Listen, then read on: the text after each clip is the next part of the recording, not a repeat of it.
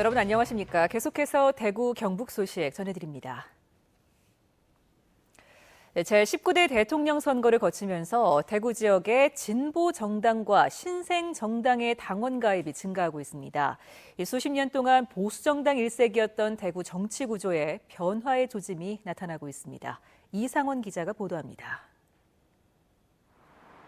문재인 대통령을 당선시킨 더불어민주당 대구시당에는 선거가 끝난 뒤 지금까지 매일 100여 명의 당원들이 가입해 선거 전보다 10배나 늘었습니다. 더불어민주당은 이 같은 여세를 몰아 내년 지방선거에서 의미 있는 성과를 내겠다며 본격적인 준비에 들어갔습니다.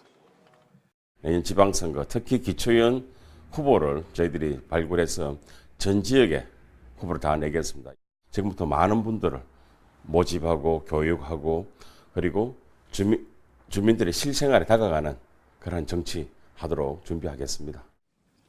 국민의당 대구시당도 대선 선거운동 기간 동안 300명의 당원이 새로 가입해 현재 당원이 4,000명을 넘어섰습니다. 예전과 달라진 분위기에 대구에서 새로운 정치 세력으로 성장이 가능하다고 보고 시민들에게 다가서고 있습니다. 대구의 정치 독점 현상이 누그러지고 다양한 정치 세력을 받아들일 수 있는 그러한 준비가 되었다는 것이죠. 정치 신인이라든지 또 국민의당과 함께 정치를 하고 싶은 분들을 또 공모로 모집해서 저희들이 함께 공부하는 그러한 아카데미도 준비하고 있습니다. 새로운 보수를 표방하며 지난 1월 창당한 바른정당 대구시당도 대선 선거운동 기간 동안 700명의 당원이 새로 가입했습니다. 특히 보수정당에서는 흔치 않은 20, 30대 젊은 층의 가입이 50% 가까이 돼 당 관계자들이 상당히 고무돼 있습니다. 하지만 자유한국당의 경우 대선 기간 동안 당원 가입에 있어 큰 변화가 없는 것으로 나타났습니다. 양당제 구도가 무너지고 다당제가 전국적인 어떤 그런 현상인데 그와 같은 흐름을 대구 경북 지역도 비껴가지 못하는 것이고 대구 경북의 민주당을 비롯한 좀 더 진보적인 진영의 어떤 그 지지세가 종전보다 오히려 더 확산될 가능성이 상당히 높지 않을까.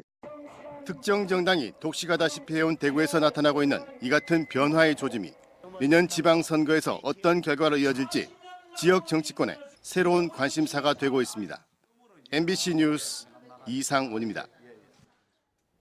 대법원 특별 3부는 이재만 전 대구 동구청장과 주민 2,800여 명이 대구 동구 선거관리위원장을 상대로 낸 국회의원 선거 무효 소송에서 기각 판결을 했습니다.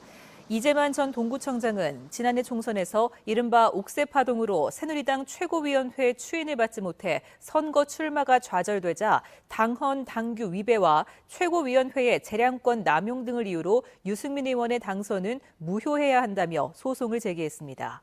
재판부는 후보자 추천 관련 정당의 자율성이 최대한 보장돼야 하고 재량권 일탈이나 남용이 없었다고 밝혔습니다.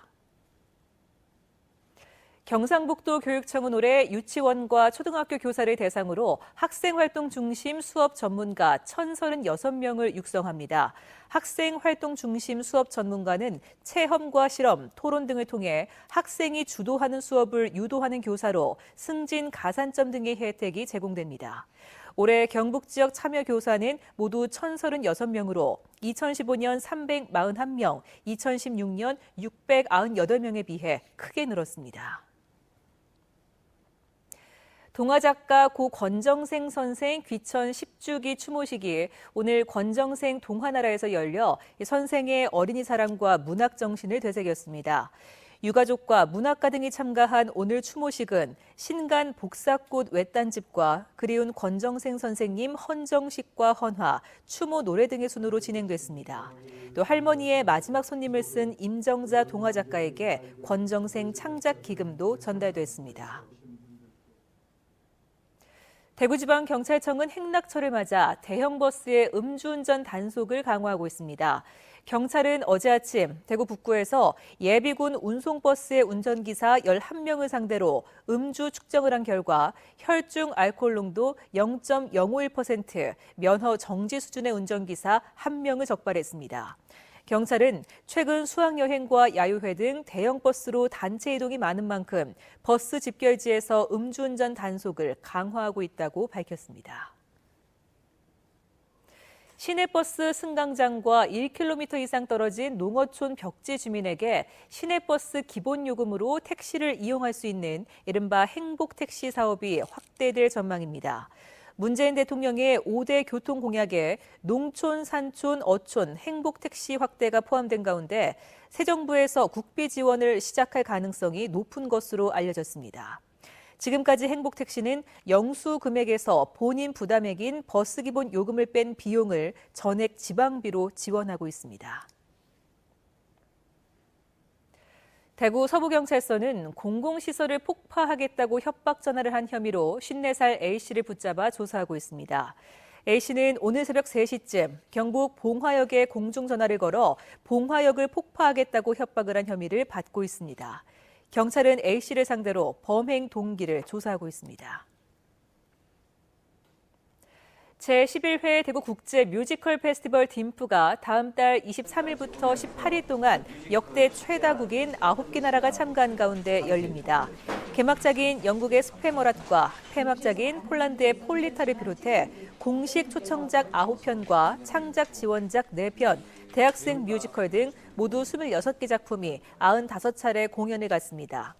부대 행사로 딤프린지와 뮤지컬 스타데이트, 백스테이지 투어, 열린 뮤지컬 특강 등도 마련됩니다. 경상북도에 따르면 이달 초 황금 연휴를 포함해 지난달 29일부터 이달 14일까지 경북관광 대박앤세일 기간 동안 경북 지역을 찾은 관광객은 355만 명으로 집계됐습니다. 문경 찻사발 축제에 27만 명 이상이 방문했고 포항 죽도시장에 21만 명, 경주 불국사 11만 명, 안동 하회마을 10만 명 순으로 많았는데 지난해 같은 기간보다 관광객이 26%가량 늘어난 것으로 나타났습니다.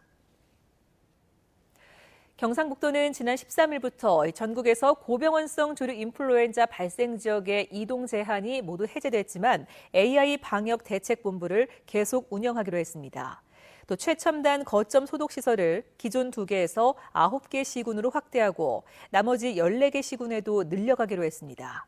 지난해 11월부터 AI로 인해 전국 사육달개 35%에 이르는 3,700여 마리가 살처분됐습니다.